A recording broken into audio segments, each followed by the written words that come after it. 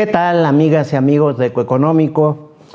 Vamos a abordar el día de hoy un tema, una narrativa que en el periodo reciente están manifestando los principales indicadores económicos y que nos da la pauta para tener la evaluación del comportamiento económico de indicadores clave en el lapso reciente.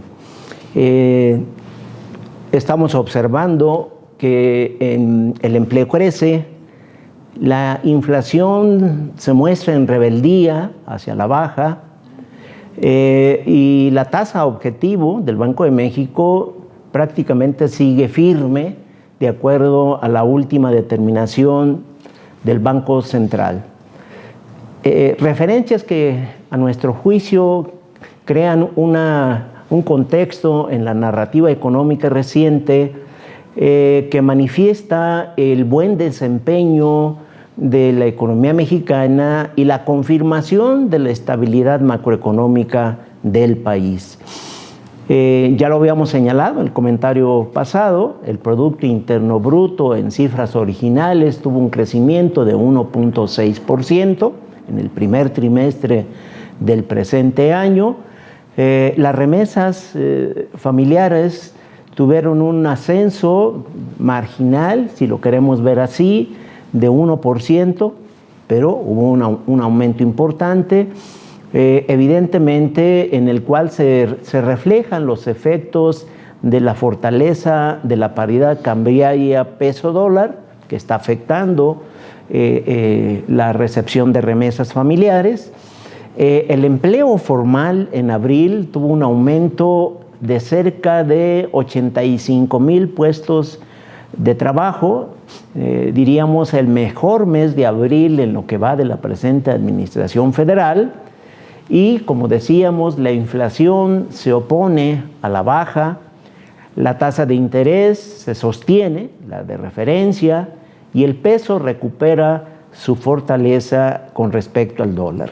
Este es un poco el panorama, el contexto, la narrativa económica reciente que nos permite tener elementos para la toma de decisiones en la cotidianidad, cotidianidad económica. En el periodo enero-abril, el cuatrimestre del presente año, el empleo formal tuvo un crecimiento importante de acuerdo a la información que nos da la Secretaría del Trabajo y Previsión Social con datos del Seguro Social. En diciembre del año pasado, el número de afiliados al Seguro Social era de poco más de 22 millones de trabajadores. En abril del presente año, el número de afiliados al Seguro Social ascendió a 22.4 millones de trabajadores diarios. Esto quiere decir que las nuevas plazas de trabajo generadas o dadas de alta en el Seguro Social tuvo un incremento de poco más o cerca de los 349,816 trabajadores nuevos afiliados al Seguro Social. Es decir, el número de puestos de trabajo durante el presente periodo. Esto significa que la masa de trabajadores formales tuvo un incremento en este lapso de 1.6%. Elemento importante, por cierto, que fortalece sin duda el mercado interno y que obviamente hay una heterogeneidad en el comportamiento de la generación de trabajo productivo en el país, dependiendo de las regiones. Si lo vemos en términos regionales, la región norte del país concentra el 38.4% del trabajo productivo formal en México. En el norte, el estado de Nuevo León concentra en específico el 14.4% del total nacional en esa región norte. En el centro se concentra el 33.6% del empleo formal, el total, habíamos señalado, es de 349,816. En la zona centro, en la región centro, el Estado de México, en específico, concentra el 13.6% del total nacional. En la zona o región centro-norte se concentra el 24.4% del empleo formal. Jalisco, en específico, participa con el 8% del total nacional. Y en la región sur, que tiene una participación de 7.6% en el total nacional, el Quintana Roo encabeza su participación con el 5.1% del total nacional. Podríamos decir, en términos regionales, la región norte y centro pues concentran el 72% del total del empleo, es decir, de los 349,816 puestos laborales. Y en específico o en particular, los estados de Nuevo León, el Estado de México, Jalisco y Quintana Roo concentran el 41% del total nacional. Es decir, sí hay que estar observando que el empleo, la generación de empleo en el país es sumamente desigual, y que obviamente las regiones influyen en distintas magnitudes en la creación de puestos formales. En específico, cuando vemos las entidades que conforman la región norte, hay 6 estados que decíamos participan con el 38.4% del total nacional generado en este periodo, enero-abril. Pues está Nuevo León, ya lo señalábamos, Baja California, Coahuila, Sonora, Chihuahua y Tamaulipas. Nuevo León, en términos absolutos, generó poco más de 50,000 puestos laborales durante este cuatrimestre. Y Tamaulipas, el que menos genera durante este lapso, produjo 10,604 puestos laborales durante este periodo. La región centro, que concentra el 33.6% del total nacional, pues está el Estado de México, Guanajuato, la Ciudad de México, Querétaro, Hidalgo, Puebla, Tlaxcala y Morelos. El Estado de México generó en estos 4 meses del presente año poco más de 47,000 puestos laborales formales, y Morelos, que fue el que menos produjo, fue 51 puestos formales durante este lapso. La región centro-norte concentra o participa con el 20.4% del total nacional. Son 10 las entidades que se concentran en esta región: Jalisco, San Luis Potosí, Sinaloa, Aguascalientes, Nayarit, Durango, Baja California Sur, Michoacán, Colima y Zacatecas. Jalisco genera poco más de 28,000 puestos laborales, y Zacatecas, que es la que menos genera, fue 324 empleos formales en este periodo. Y la región sur, que está conformada por 8 entidades federativas, concentra el 7.6% del total de empleo generado en el país, y está Quintana Roo, Guerrero, Veracruz, Chiapas, Oaxaca, Yucatán, Campeche y Tabasco. Sin duda, pues destaca el caso de Quintana Roo, que casi generó 18,000 puestos laborales, el 4.1%, el 5.1% del total nacional, y que destaca de manera relevante en la creación de empleo durante este periodo. El otro indicador que recientemente se acaba de dar a conocer, la semana pasada, es el comportamiento de la inflación en el mes de abril. En el mes de abril, la tasa de inflación llegó a 4.65%.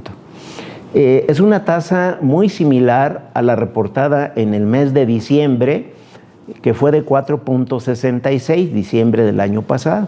La tasa anual de diciembre del 2023, repito, fue de 4.66, y la de abril de este año fue de 4.65%. ¿Por qué los destaco? Porque en el mes de febrero, marzo y abril estamos observando que la inflación no marca una tendencia clara hacia la baja. Sí, en términos generales, cuando lo ponemos en perspectiva. En diciembre del 2022 la inflación fue de 7.82%, en diciembre del año pasado termina en 4.66% y en abril, en términos anuales del presente año, pues está en 4.65%. Pero aquí está el tema de cómo se comportan los componentes o cuáles son los componentes del Índice Nacional de Precios al Consumidor que están teniendo cierta renuencia en la reducción de precios específicamente. En la inflación subyacente, diríamos, en el mes de abril se encuentra por debajo de la tasa general. La tasa general, lo acabamos de observar, fue de 4.65%. La subyacente, es decir, aquella inflación que elimina el factor de volatilidad y temporalidad, fue de 4.37%, pero aquí los servicios dentro de la inflación subyacente prácticamente desde enero hacia abril están por encima de la tasa general, es decir, arriba del 5%. Específicamente en el mes de abril, la tasa de los servicios fue de 5.21%. En los servicios estamos hablando la inflación en vivienda y en educación y concretamente en colegiaturas. Y en la inflación no subyacente, es decir, aquella que tiene mayor volatilidad del comportamiento de precios, pues hay un componente que ha estado persistentemente hacia la alza o en niveles altos prácticamente desde el mes de enero. Frutas y verduras está en enero en 21.78% el aumento, en febrero 15%, en marzo 12.25% y en abril 18.57% el aumento de frutas y verduras. Es decir, aquí hay un componente, yo he denominado el efecto guacamole o el efecto pico de gallo que está teniendo incidencia en la inflación. O las salsas, para ponerlo muy claro. ¿Sí? Cuando usted se come un taco y le ponga salsita, bueno, pues esa salsa es uno de los factores que está teniendo incidencia en el comportamiento de precios. En virtud de esta conducta que tiene la inflación en términos de conjunto, es que el Banco de México, el día jueves 9 de abril, determinó no modificar la tasa de referencia de interbancaria diaria. La mantuvo en 11%.